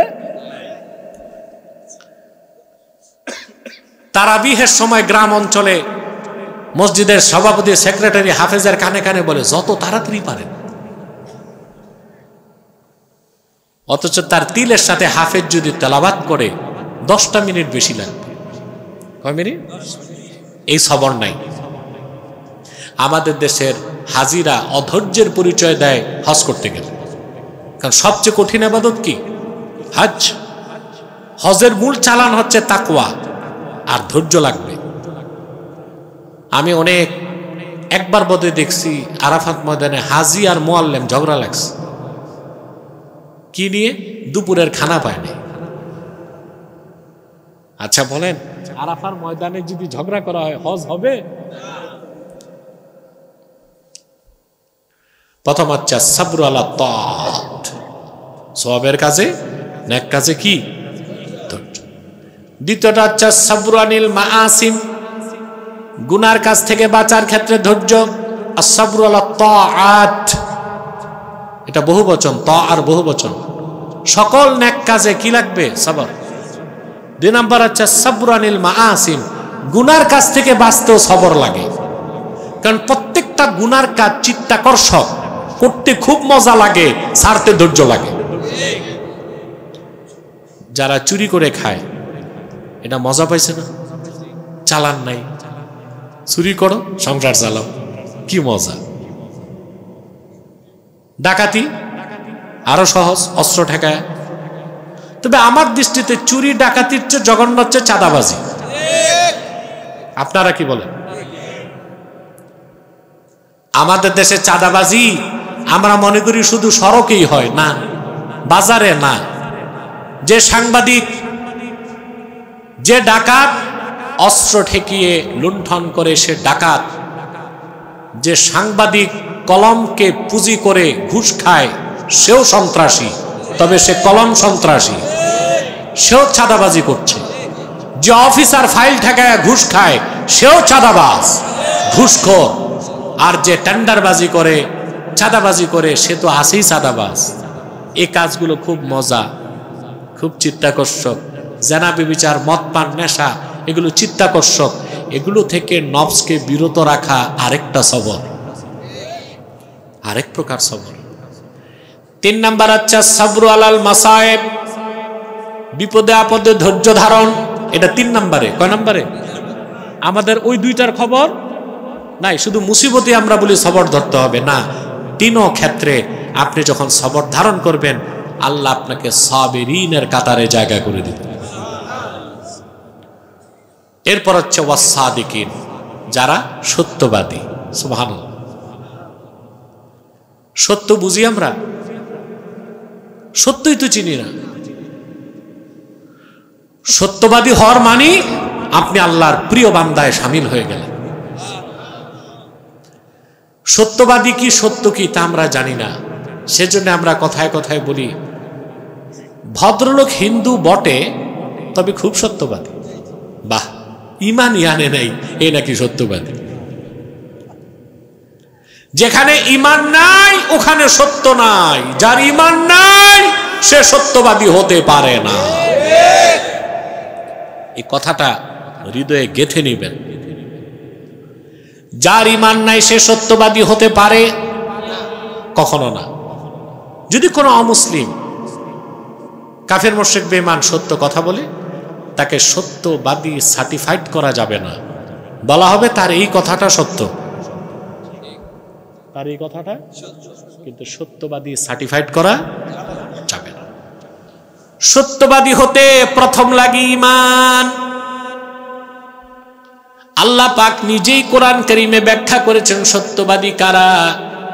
ইন্নামাল মুমিনুনা আল্লাযীনা আমানু বিল্লাহি ওয়া রাসূলিহি থুম্মা লাম ইয়ারতাবু ওয়া জাহাদু বিআমওয়ালিহিম ওয়া আনফুসিহিম ফি সাবিলিল্লাহি উলাইকা হুমুস সাদিকুন। আল্লাহ রাব্বুল আলামিন বলেন, প্রকৃত মুমিন তো তারাই যারা ঈমান আনে আল্লাহর উপর, ঈমান আনে আল্লাহর রাসূলের উপর। সুম্মা লাম ইয়ারতাবু, অতঃপর ঈমান ও ইসলামের কোন একটা বিষয়কে সন্দেহ রাখে না। এটা ইয়াকিন। এটা কি? আগে বললাম ঈমান, এটা হচ্ছে ইয়াকিন। অনেক বড় জিনিস এটা। ঈমানের মূল অংশই তো ইয়াকিন, যেটা তাসদিক বিল জানান, ঠিক না? আমাদের মধ্যে অনেক লোক আছে যারা নামাজ রোজাও করে, দাড়ি টুপিও আছে, আবার ইসলামের অনেক মৌলিক কিছু বিশ্বাসও করে না। যেমন একদল মানুষ আছে ইসলামী রাষ্ট্র ব্যবস্থা বিশ্বাস করে না। আমি প্রচলিত গণতন্ত্র বলছি না, খেলাফার কথা বলছি। এখন পূর্ণাঙ্গ দিন ইসলামের একটা অংশ হচ্ছে ইসলামী রাষ্ট্র ব্যবস্থা। সন্দেহ থাকলে ঈমান থাকবে? জিহাদ ফি সাবিলিল্লাহ অনেকে বিশ্বাস করে না, তার সন্দেহ আছে। শরিয়া আইন অনেকে বিশ্বাস করে না, কিন্তু দাড়ি টুপি, জুব্বা, নামাজ রোজা ঠিক আছে। তাহলে বোঝা যাচ্ছে ইসলামের প্রতি তার পূর্ণ বিশ্বাস। যারা ঈমান আনলো, ইয়াকিন ঠিক করলো, ঈমান আনলো, আর কোনো সন্দেহ রাখলো না দ্বীন ইসলামের কোনো বিষয়ে, ওয়া জাহাদু বিআমওয়ালিহিম ওয়া আনফুসিহিম ফি সাবিলিল্লাহ, জান আর মাল দিয়ে লড়াই করলো আল্লাহর দ্বীনের পথে। আল্লাহ পাক বলেন উলাইকা হুমুস সাদিকুন, তারাই সত্যবাদী। তা প্রথম লাগবে ঈমান, ইয়াকিন, জিহাদ ফি সাবিলিল্লাহ। এই গুণগুলো যার থাকবে তারাই সাদিকিন, তারাই সত্যবাদী। আল্লাহর নির্দেশ, কুনু মা'আস সাদিকিন, সত্যবাদীদের সঙ্গী হও, সত্যবাদীদের নেতা বানাও। আমাদের রাজনৈতিক ব্যর্থতার সবচেয়ে বড় কারণ এখানেই, আমরা যাদের নেতৃত্ব গ্রহণ করি তারা সাদিকিন না, তারা কাযিবিন। কোন মিথ্যাবাদীর কাছে কেউ মুরিদ হবে? কারণ তিনি আধ্যাত্মিক নেতৃত্ব দেন। কোন মিথ্যাবাদী ভণ্ডরে কেউ মসজিদে ইমামতি দিবে? কারণ তিনি মসজিদে নামাজের নেতৃত্ব দেন। মসজিদের নেতৃত্ব ইমামতে সগরা, ছোট ইমামত। রাষ্ট্রের নেতৃত্ব ইমামতে কোবরা, বড় নেতৃত্ব। মসজিদের ইমাম যদি সত্যবাদী হতে হয়, অবশ্যই রাষ্ট্রের যিনি ইমামতি করবেন তাকেও সত্যবাদী হতে হবে, ইমানদার হতে হবে, ইয়াকিন ঠিক লাগবে, দ্বীনের মহব্বত তার থাকতে হবে, দ্বীনদারদের জন্য দরদ থাকতে হবে, তার কাজের মধ্যে স্বচ্ছতা থাকবে, সততা থাকবে, আমানতদারি থাকবে। যদি এগুলো তার মধ্যে পাওয়া না যায়, সে কাযিবিনের অন্তর্ভুক্ত, তার নেতৃত্ব মানা যাবে না। সব ক্ষেত্রে সাদিকিনকে নেতা বানাইতে হবে। আপনার পীর নেতৃত্ব দেয় আপনার আধ্যাত্মিক, তাকে সাদেক হতে হবে। পীরদেরকে কি হতে হবে? সাদেকিন। মসজিদের ইমামদের কি হতে হবে? সাদেকিন। রাষ্ট্রে যারা রাজনীতিতে নেতৃত্ব দিবে তাদের কি হতে হবে? সাদেকিন। সাদেকিন বানাবেন কেমনে? এই নেতাগুলো পড়াশোনা করে যে ওই পড়ালেখায় তো কিছু নাই, ইমানের কথা নাই, তাকওয়ার কথা নাই, আমলের কথা নাই, সততার কথা নাই। বড় বড় অফিসার হচ্ছে, রাজনৈতিক নেতা হচ্ছে, কিন্তু শিরকে লিপ্ত, কুফরে লিপ্ত, সুদখোর, ঘুষখোর, দুর্নীতিবাজ, চোর, মেহনতি জনতার সম্পদ লুণ্ঠনকারী। আপনি তো গড়ে তুলতেছেন না। পৃথিবীর কোন রাষ্ট্র ডেভেলপ হতে পারে না শিক্ষা ব্যবস্থার উন্নয়ন ছাড়া। শিক্ষা খাত, চিকিৎসা খাত, এই দুই খাতে যেই দেশ বেশি বরাদ্দ দেয় ওই দেশ পৃথিবীতে উন্নতি লাভ করে। দুঃখজনক, আমাদের দেশে সবচেয়ে কম বরাদ্দ শিক্ষা খাতে, তার চেয়েও কম চিকিৎসা খাতে। ঠিক না? কেন? আমাদের শিক্ষা ব্যবস্থা একটা মজবুত শিক্ষা ব্যবস্থা আমরা দিতে পারলাম না। আমরা তো এটাই চাই, প্রাইমারি থেকে মাস্টার্স পর্যন্ত প্রতি ডিপার্টমেন্টের, প্রতি স্তরে ইসলাম শিক্ষাকে বাধ্যতামূলক করতে হবে।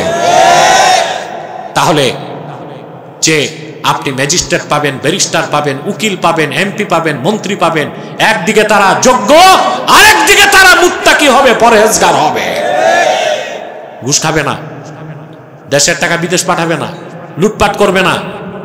তার রাজনীতিতে ট্রাস্ট এবং ট্রান্সপারেন্সি, সততা এবং স্বচ্ছতা দুটোই থাকবে। এই অভাব পূরণ না করে দেশে সংস্কার করে 2 পয়সার লাভ হবে না। গণভোট নিয়ে আমার বক্তব্য শুনছেন? কথা বল। গণভোট নিয়ে আমার একটা ব্যাখ্যা গেছে, শুনছেন? শোনার তো কথা। এটা মিলিয়ন মিলিয়ন মানুষ দেখছে। গণভোট কি এটা নতুন না আগে হয়েছে?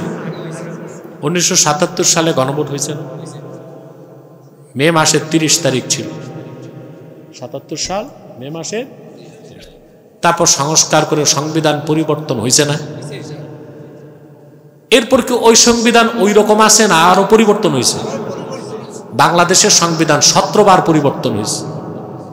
এখন গণভোট নিয়ে একজন একজনের কল্যাণ ইচ্ছে, কিন্তু আমার কথা, গণভোট হইল, জুলাই সনদ বৈধতা পাইল, সংবিধান সংস্কার হইল, তারপরে পরবর্তীতে কেউ 2/3 আসন পেয়ে সংসদে যে সংবিধান পরিবর্তন করবে না, এই গ্যারেন্টি কে দিবে? তাহলে একটা ফালতু জিনিস নিয়ে ভাই ভাই রক্তারক্তি হচ্ছে কেন? সংঘাত কেন? একজন একজনকে হত্যা করতে চাচ্ছে কেন? মিছিল কেন? মিটিং কেন? আন্দোলন কেন? আরে বাবা, একটা কথা সংবিধানে লিখে দাও, সংবিধান আর পরিবর্তন করতে হবে না। সংবিধানের শুরুতে লিখে দাও, বাংলাদেশ সংবিধানের মূল উৎস কোরআন এবং সুন্নাহ হবে, আর কিছু লাগবে না।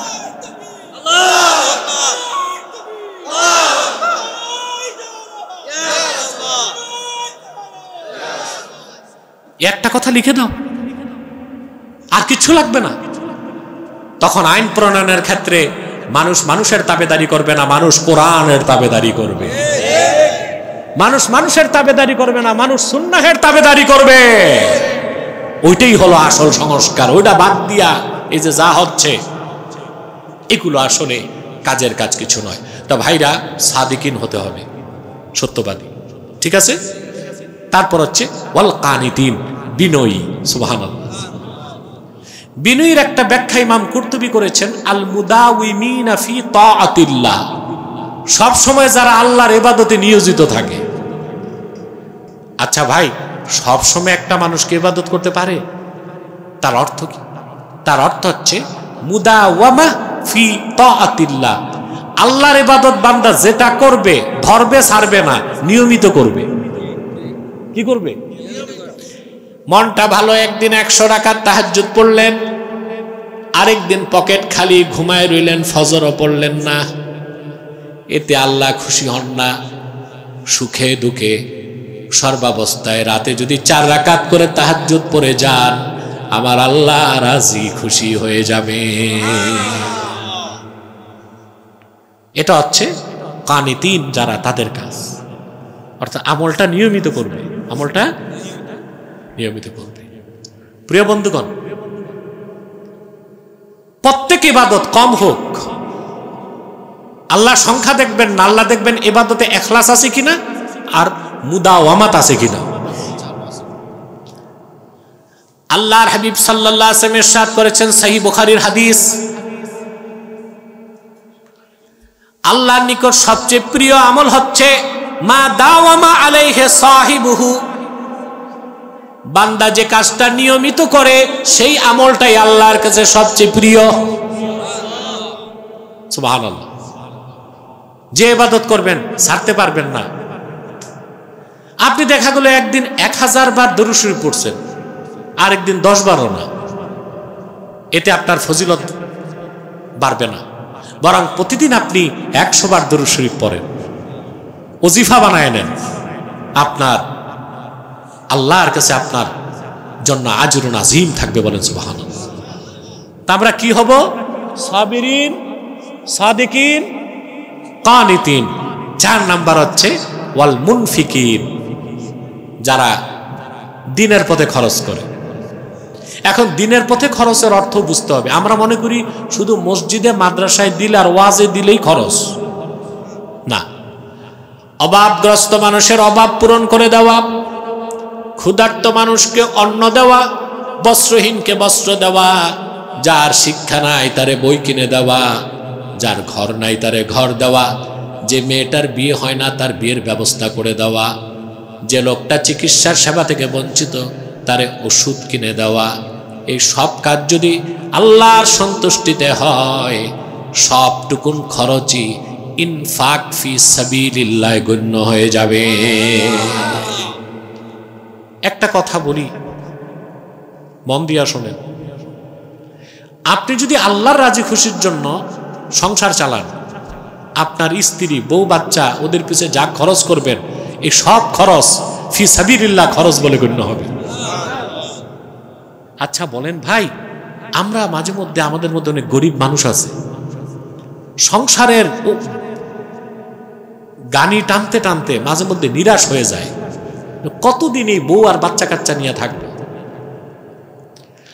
কিন্তু যে লোকটা মনে মনে লালন করবে এই কথা, আমার স্ত্রী আমার কাছে আমানত, আমার কলিজার টুকরা সন্তানগুলো আল্লাহর পক্ষ থেকে আমানত, আল্লাহর রাজি খুশির জন্য তাদের ভরণ পোষণে আমি খরচ করব, এই টেন্ডেন্সি থেকে সংসারে যত বহন করবে, ব্যয় করবে, সবটাই আল্লাহ তাআলা সওয়াব বলে সাদাকার সওয়াব হিসেবে শামিল করে দিবে। বুখারী শরীফের হাদিস, রাসূলুল্লাহ সাল্লাল্লাহু আলাইহি সাল্লাম এক সাহাবীকে বললেন, সাহাবী, তুমি যে খাদ্যের লোকমাটা তোমার স্ত্রীর মুখে যদি তুমি খাদ্যের লোকমা তুলে দাও, তাবতাগি বিহা ওয়াজহাল্লাহ, এতে যদি তুমি আল্লাহ সন্তুষ্টি চাও, তো স্ত্রীর মুখে খাদ্যের লোকমা তুলে দেওয়ার বিনিময়েও আল্লাহ তোমাকে সাদাকার সওয়াব দিয়ে দেবে। এটাও জিহাদ ফি সাবিলিল্লাহ খরচের সওয়াব হবে। সুবহানাল্লাহ। একদিকে সওয়াব, আরেকদিকে এই অভ্যাসটা যদি থাকে, স্ত্রীর সাথে আপনার সম্পর্কটা কত সুন্দর হবে। কথা বলুন। কোনদিন স্ত্রীর মুখে খাদ্য তুলে দিয়েছেন? আছে অভ্যাস? আমরা ইসলামী জিন্দিগি অনুসরণ করি না। ইসলামী জিন্দিগি অনুসরণ করলে দুনিয়ায় নাজাত, পরকালে নাজাত। শুধু তাই না, দুনিয়ায়ও কল্যাণ, সুখ, সমৃদ্ধি, শান্তি সব হচ্ছে ইসলামী জিন্দিগি লালনের মধ্যে। আপনি যদি একটা হাদিসের আমল করেন, আপনার স্ত্রী কতটুকু আপনার বশ হবে চিন্তা করেন। স্ত্রীর মনে যত কষ্ট থাক, দুঃখ থাক, গ্লানি থাক, স্বামী যদি ভালোবেসে তার মুখে খাদ্যের লোকমা তুলে দেয়, মনে আর কোনো কষ্ট থাকবে না, মনের মধ্যে আনন্দের বন্যা তৈরি হয়ে যাবে। এতে আপনাদের মধ্যে রিলেশন বাড়বে না কমবে? দেখেন, স্বামী স্ত্রীকে যতই ডায়লগ দিক, আমি তোমারে ছাড়া বাঁচব না, স্ত্রী স্বামীকে যতই ডায়লগ দিক, আমি তোমাকে ছাড়া, এগুলো হচ্ছে ডায়লগ। একটা কথা আছে যে out of sight out of mind, চোখের আড়াল মনের আড়াল। এই যে যুবকগুলো বিদেশ করেন, প্রবাসী, মাঝে মধ্যে এসে দেখে বউ নাই, এগুলো হয় বাংলাদেশে? কথা বলে না কেন হয়? বিদেশ গেছে 6 বছরে আর দেশে আসে না, সপ্তাহে একদিন কথাও বলে না, তো স্ত্রী নিরাশ হয়ে যায়, পরকীয়ায় লিপ্ত হয়ে যায়। দেশে আসার পর দেখে ব্যাংকের অ্যাকাউন্টও খালি, ঘরের বিছানাও খালি। অন্তত আপনাকে 2 বছর পর একবার তো দেশে আসা উচিত, 2-3 মাস টাইম দেওয়া দরকার। আর অন্তত প্রতিদিন এই ডিজিটাল প্রযুক্তির যুগে প্রতিদিন একবার স্ত্রীর সাথে লাইভে কথা বলুন, কথা বলেন, সম্পর্কটা ঠিক থাকবে। আর যদি ভালোবেসে তার মুখে খাদ্যটা তুলে দেন সওয়াবের আশায়, আপনি সাদাকার সওয়াব পেয়ে যাবেন। তাহলে আমরা খরচ করব মসজিদে, মাদ্রাসায়। সবচেয়ে বেশি আল্লাহ খুশি হন ক্ষুধার্ত মানুষকে খাওয়ালে, সবচেয়ে খুশি হন এতিমকে আদর করলে। এক সাহাবী এসে আল্লাহর হাবিব সাল্লাল্লাহু আলাইহি সাল্লামকে বললেন, ইয়া রাসূলুল্লাহ, ইয়া হাবিবাল্লাহ, আমার মনটা খুব শক্ত। আমাদের মনটাও শক্ত। আমাদের মন যে কত শক্ত তা বোঝা যায় কালেকশন শুরু হইলে। বক্তার ঘাম যত ঝরে টাকা তত উঠে না, ঠিক কিনা? মানে মনগুলো খুব শক্ত হয়ে আছে, নরম করতে হবে। একটা আমল দিব, আমার না, হাদিস থেকেই দিচ্ছি। সাহাবী বলেন, ইয়া রাসূলুল্লাহ, ইয়া হাবিবাল্লাহ, মনটা বড় শক্ত আমার। আল্লাহর হাবিব বললেন, ইমসাহ রাসাল ইয়াতীম ওয়া আতইমিল মিসকিন, ইতিমের মাথায় হাত বুলাও আর অভাবগ্রস্ত মিসকিনদেরকে পানাহার করাও। তার মানে আমল যে বান্দা করবে তার অন্তরকে আল্লাহ রাব্বুল আলামিন নরম করে দিবে। ইতিমদের বুকে জড়ায় নেবেন, মাথায় হাত দিবেন। মিসকিন মানে থালা বাটি নিয়ে যে ভিক্ষা করে এই শুধু মিসকিন না, যার ঘরে 3 বেলার খানা নাই সেও কি মিসকিন। হতে পারে আপনার প্রতিবেশী ভিক্ষুক না, গরিব, কিন্তু তার ঘরে খানা নাই, আপনি টের পেয়েছেন, নীরবে তার ঘরে খাবার পৌঁছে দেন, যা পারেন, আল্লাহ খুশি হয়ে যাবেন। জিহাদের পথে খরচ করার সওয়াব পাবেন। ক্ষুধার্ত মানুষকে খাওয়ালে আল্লাহ সবচেয়ে খুশি হন। আমি একটা হাদিস শোনাবো তিরমিজি শরীফ থেকে, বলবো? ঘুমাচ্ছেন? কে কে ঘুমান? হাত উঠান। বুঝলাম তোমাদের ঘোড়া রোগ না, মরা রোগও আছে।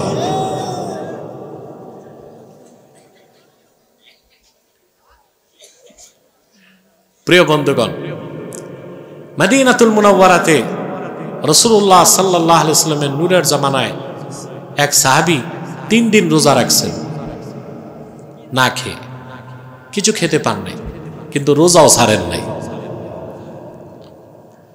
চতুর্থ দিন আল্লাহর হাবিবের এক সাহাবীর কাছে এসে বললেন, ভাই 3 দিন যাবত রোজা রাখছি, মা যুক্তু জাওয়াকান ইল্লাল মা, পানি ছাড়া জিহ্বায় কিছু দিতে পারি নাই। যদি আপনি বলেন রাতের বেলা আপনার বাড়িতে এশার নামাজের পর আমি মেহমান হতে চাই। সাহাবী বললেন, ঠিক আছে ভাই, আপনি আসেন। দৌড়ে বাড়ি আসছেন, স্ত্রীকে জিজ্ঞেস করলেন ঘরে কি আছে। বলে খাবার আছে একজনের, আমরা আছি তিনজন। সাহাবী বললেন আজকে আমরা কেউ খাবো না, সবটাই আল্লাহর হাবিবের ক্ষুধার্ত সাহাবীকে খাওয়াই দেব। স্ত্রী বললেন আমরা না হয় না খেয়ে থাকবো, শিশু বাচ্চাটা না খেয়ে কেমন করে থাকবে? সাহাবী তার স্ত্রীকে শিখাই দিলেন নওমিমিস সাবিয়্যা ক্বাবলা সালাতিল ইশা, এশার নামাজের আগে বাচ্চাটারে ঘুম পাড়ায় দিও। ঘুমে ঘুমে রাত পার হয়ে যাবে, খাবার আর লাগবে না। তুমি যখন মেহমানের সামনে খাবার রাখবে কৌশলে বাতিটা নিভায় দিও, কারণ ঘর অন্ধকার থাকলে আমরা আলাদা বসে খালি বর্তনে হাত তুলবো নামাবো, মেহমান মনে করবে আমরাও খাচ্ছি, তার সাথে আমরা বসলে তার খাবারে টান পড়ে যাবে, 3 দিন তিনি কিছু খান নাই। ঈশার নামাজের পর সাহাবী চলে আসলেন, শিশু বাচ্চাটা ঘুমায় গেল। স্বামী স্ত্রী খাবার এনে রেখে বাতি নিভায় দিলেন। অন্ধকার ঘরে সাহাবী খাচ্ছেন তৃপ্তির সাথে। দূরে বসে অন্ধকার প্লেটে স্বামী আর স্ত্রী হাত উঠায় আর নামায়। সাহাবী ভাবলেন আমিও খাচ্ছি, তারাও খাচ্ছে। তৃপ্তির সাথে পানাহার করে চলে গেলেন সাহাবী। রাতের বেলা শেষ সাথে সাহারি করার জন্য ঘরে কিছু নাই। পানি পান করে সাহাবী ও তার স্ত্রী রোজা রাখলেন। ফজর নামাজের আজান হয়ে গেল। সাহাবী দৌড়িয়ে গেলেন ওযু করে মসজিদ নববীতে নামাজ পড়তে। আল্লাহর হাবিব সাল্লাল্লাহু আলাইহি সাল্লামের পিছনে ফজর নামাজ পড়লেন। নামাজ শেষে আমার নূর নবীজি সাহাবীর দিকে ঘুরে বসলেন আর বললেন আমার সাহাবী, গত রাতে তুমিও তোমার স্ত্রী এমন কি নেক আমল করেছ, স্বয়ং আল্লাহ রাব্বুল আলামিন রাজি হয়ে গেছে। সাহাবী বললেন ইয়া রাসূলুল্লাহ, ইয়া হাবিবাল্লাহ, আপনার কদমে আমার বাপ মা কুরবান হোক, এমন তো কিছুই করি নাই। আপনার একজন সাহাবী 3 দিন না খেয়েছিল, ঘরের সব খাবার তারে খাওয়াই দিছি, এর বেশি কিছু করি নাই। আল্লাহর হাবিব বললেন তোমাদের ফজিলতের ব্যাপারে কোরআনের আয়াত নাজিল হয়ে গেছে। আল্লাহ পাক ঘোষণা করেন ওয়া ইউসিরুনা আলা আনফুসিহিম ওয়ালাউ কানা বিহিম খাসাসা।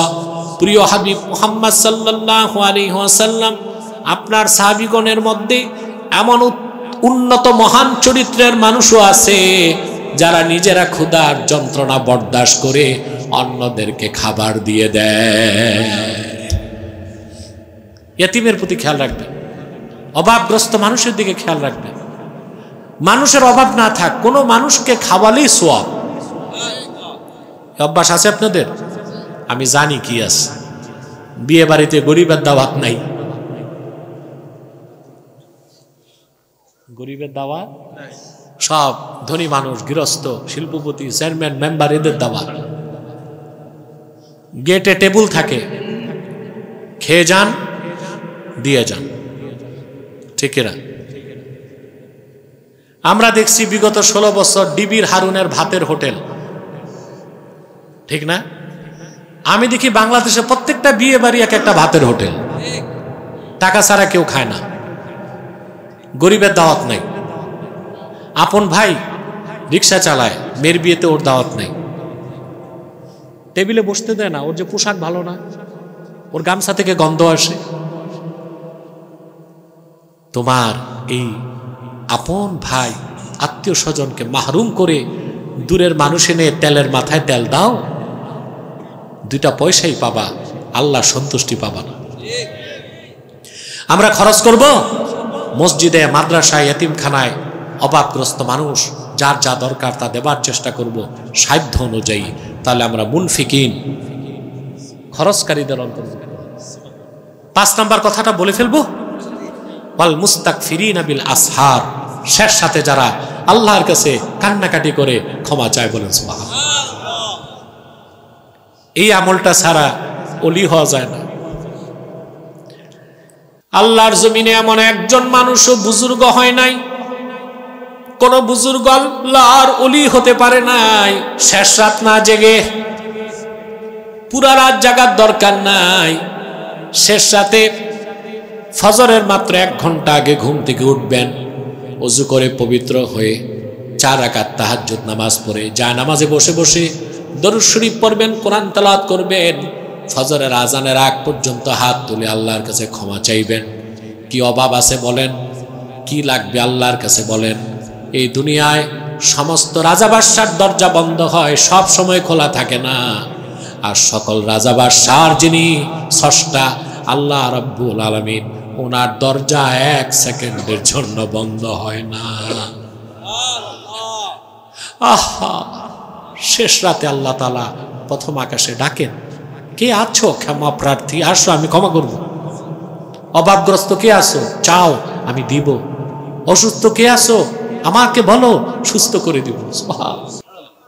বিপদে পড়লে পুলিশের কাছে দৌড় দিবেন না, আর কবিরাজের কাছে দৌড়াবেন না। আমরা তো কবিরাজ আর ডাক্তার বেশি দৌড়াই, ঠিক না? দেশে কবিরাজ বেড়ে গেছে, সোশ্যাল মিডিয়া তো খুব অ্যাডভার্টাইজ দেয়, অশ্লীল অ্যাডভার্টাইজ কবিরাজদের, দেখছেন? অধিকাংশ কবিরাজি ভণ্ড। যাবেন, পয়সা রাখবে, এমন কথা বলবে জীবনে আনতে পারবেন না। আটলান্টিক মহাসাগরের 7 ফোঁটা পানি, বঙ্গোপসাগরের লবণ, সুন্দরবনের গেওয়া গাছের পাতা, বান্দরবনের কেওড়া গাছের পাতা, এগুলো জোগাড় করতে করতে আপনার জীবন পারবেন না কিছু। টাকা তো পকেটে চলে গেছে। কবিরাজদের কাছে যাবেন না, এরা কুফর করে, তন্ত্রমন্ত্র করে। নেককার আল্লাহওয়ালা বুজুর্গ ব্যক্তি যারা, বুঝলেন, পীর মাশায়েখ হক্কানি, তারা যদি দোয়া দেয়, রুকিয়া শারঈয়া দেয়, এটা নিতে পারবেন, এতে কোনো সমস্যা। আপনাদের এই ডোবরার পীর সাহেব মরহুম আবু নাসের সাহেব রহমতুল্লাহ, উনি একজন ভালো আলেম ছিলেন, ভালো পীর ছিলেন, আবার রুকিয়া শারিয়ার মাধ্যমে মানুষের খ্যাদমত করতেন। আমাদের আবু তালহা সাহেবের বাবা দাদা, তারা মানুষের রুহানি ভাবে রুকিয়া শারিয়ার মাধ্যমে উপকার করতেন। এটা অনেক বড় উপকার, বাট কবিরাজি না, ওইখানে হচ্ছে ভণ্ডামি। ওখানে কি তো কবিরাজের কাছে যাওয়ার দরকার নাই, পুলিশের কাছে দৌড়াবার দরকার নাই।